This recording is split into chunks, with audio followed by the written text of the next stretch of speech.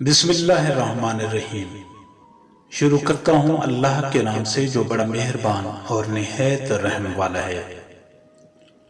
مرد چاہے کتنا ہی ہوشیار اور چالاک کیوں نہ ہو، عورت کا کھیل وہ کبھی سمجھ نہیں سکتا۔ عورت کا کھیل ہمیشہ اس کے لیے حقیقت بنا رہتا ہے۔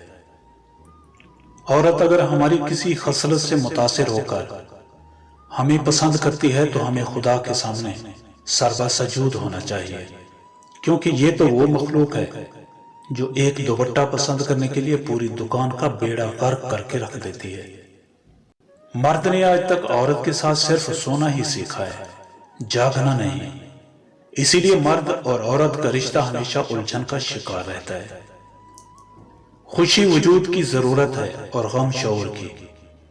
اگر آپ خوش ہیں تو لوگوں کو خوشی اور سکون تلاش کرنے میں مدد دیں، نہ کہ اپنی کم علمی، بے عقلی اور حماقت کا بوجھ بھی ان پر ڈال دیں۔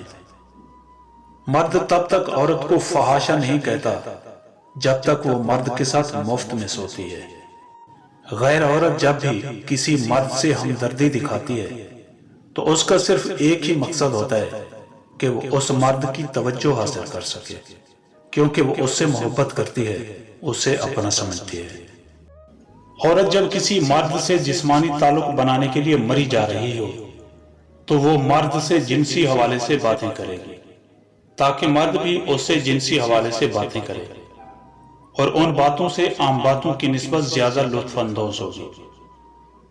صدیوں پاکیزہ رہتے ہیں نفرتوں کے رشتے، بدن سے کپڑے ہمیشہ محبت میں ہی اترتے ہیں۔